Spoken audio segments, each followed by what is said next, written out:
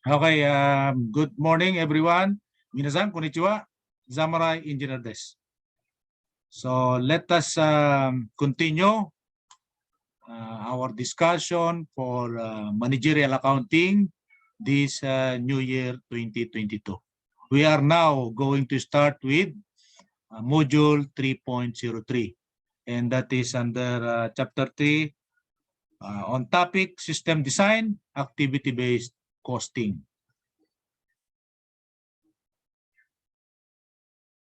Our learning goal in this module is to compute product cost using activity-based costing. So I would like to ask you to prepare your calculator if you have, so that you can do calculating or hand calculation as we go along with this lecture.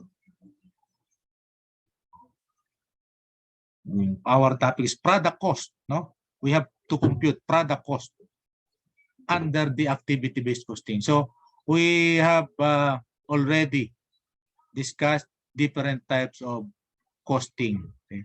So we are in activity-based. So let us have this example.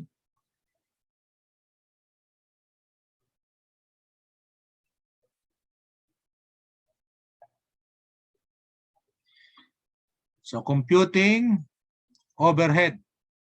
So that is cost per unit.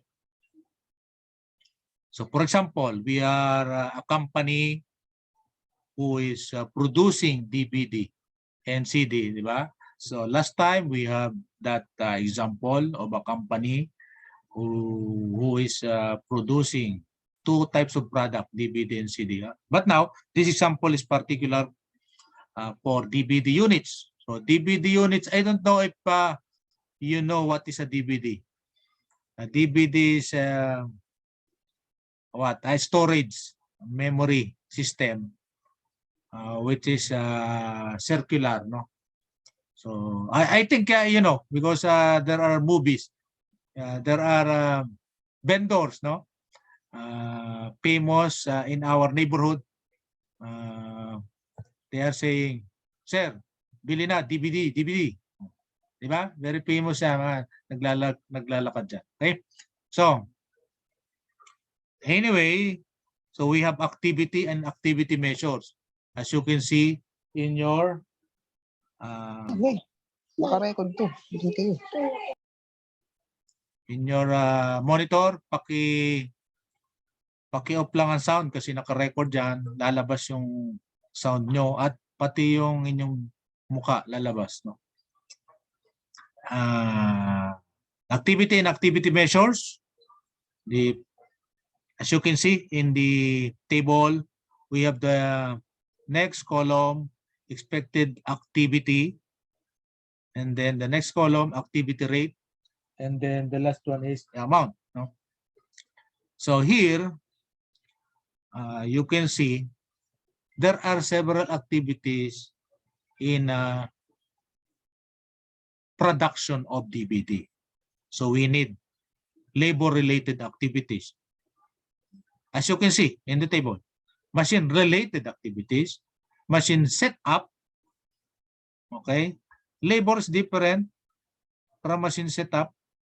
Machine setup is different from machine-related because machine-related, this is the time when the machine is already working. Machine setup are those times wherein the machine is still preparing for use. Just like what I've been doing in our online lecture. We have, for example, 3 hours lecture, but I am setting it up 1 hour. So imagine I have what? Waste of time for setting up. So setting up of the machine is different from machine wherein the machine is already working. Okay. So the next one, production orders. Okay. How many units of DVD? have to be produced per day, per 4 hours, per 8 hours, per week, per month, and so on. Parts administration. Parts administration meaning the DVD has several different parts, and these parts could be assembled to make up a single unit of DVD. So there are several pieces into one DVD unit. So therefore, if we want to make one DVD, we have to make several parts and assemble it. Okay. So parts administration, we want to administer that operation of making the part and actually designing the part, okay, procuring the materials for the part, okay, say making the jigs for the part. Jigs meaning the die and mold of the parts, okay, and we have to manage that. We have to manage. Next thing is general factory activities or work, okay, and those are the types of activities that are presented in this example. And next to that is therefore we are going to what? Total the overhead cost, then total the number of units produced, then make the computation. Okay. So divide meaning divide the total overhead cost by the number of units. If you divide that, you will get the amount overhead cost per unit. So let us look at the column expected activity. So we have what? 100,000 for the what?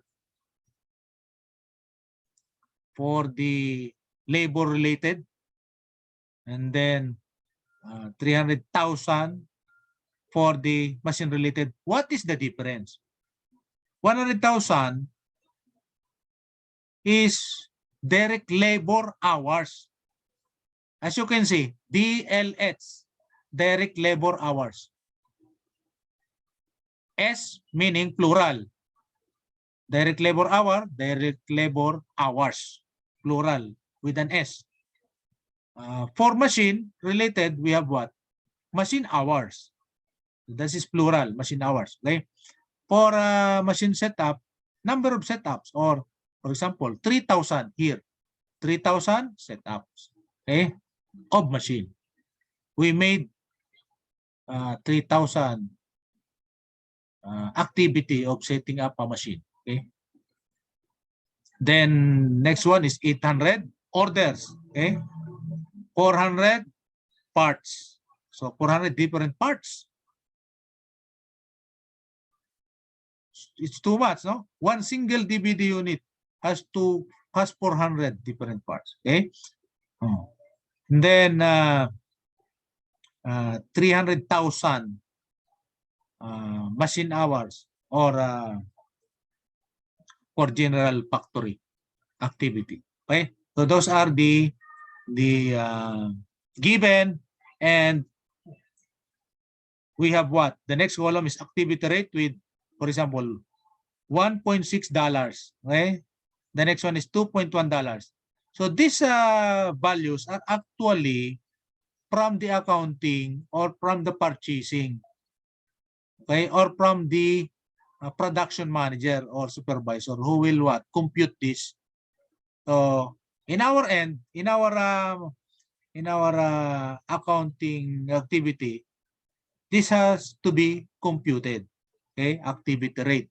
What is the rate? But here we are now computing the overhead, so we will not do the computation how it arrived at $1.6 here, because this is the computation which is on the bookkeeping and financial accounting, which are prerequisite of this subject.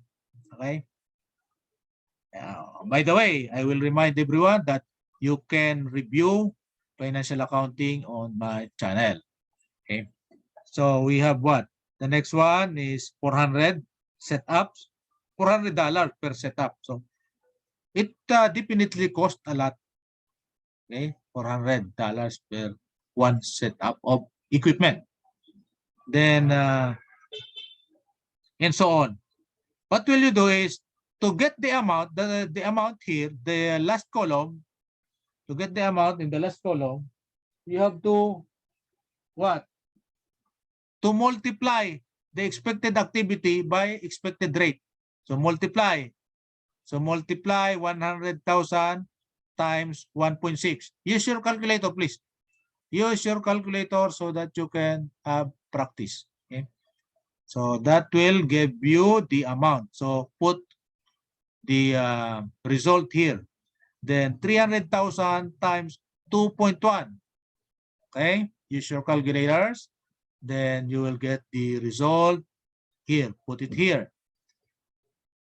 Then the next one is 300 setups times 400 setup. $400 per setup. So 3,000 times 400, that is what? $1,200,000. Imagine the waste of money, no? $1.2 million just for setting up the machine. By the way, this is samples per year. This is the for the whole year operation. Okay. So the cost of setting up the machine for the whole year is reaching $1.2 million. Okay. And for production orders, 800 times 2,625 per order. So that is 2 million. So actually, this is the highest in terms of cost, 2.1 million. Okay.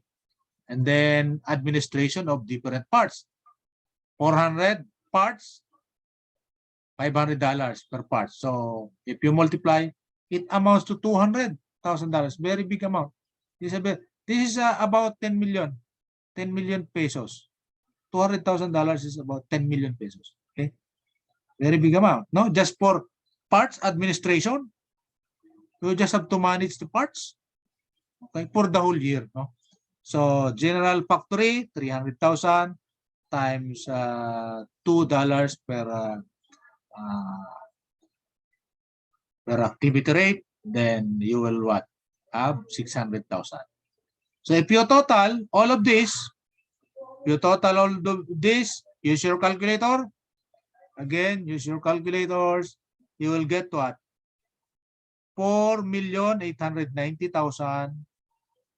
Please use your calculator. Okay? Please use your calculator. There's no other way to learn. Actually, if you use your calculator, that is another skill. That is muscle learning. You are learning with your brain, with your knowledge, but also you can learn with your muscles. Okay? Your muscles. Okay? So $4,890,000. And because the company produced a total of 50,000 pieces of DVD units, note 50,000 DVD units was produced during that 1 year period. Okay? The cost total overhead is 4,890,000 divided by 50 pieces of DVD, 50,000 pieces. What is the answer? Use your calculator. The answer should be confirm. Confirm this answer. Is this answer correct? Is the answer $97.8? Yes, sir. Okay, thank you. So use your calculator so that you can have what? Muscle memory. Okay. So let us what about for CD unit? So we are through with DVD. But this company also produces CD unit. CD unit is the older version of DVD. Almost the same size, but CD can only store lesser amount of memory, no? Can only store lesser amount of information. So about times 7, DVD is about times 7. No? So CD units, but CD units because of that is what?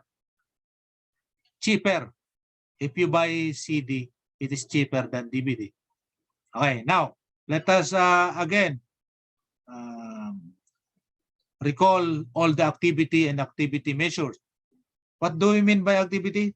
Labor-related, machine-related, machine setup, production orders, parts, administration, and general factory. Okay? These are activity of the production company. Other types of company would have another set of activity. Not all of the company have the same activity. Okay? For example, you are what? Automotive. If you have your own company, a small repair shop, or if you become an employee of an automotive brand dealer, okay, there are another set of activities unlike this one. Okay, so don't expect every company at the same. But in this example, what we are learning is the concept that activities have activity measures. What are the activity measures? Again, DLH, direct labor hours, machine hours, setups, order, part types, and man hours. Machine hours or man hours,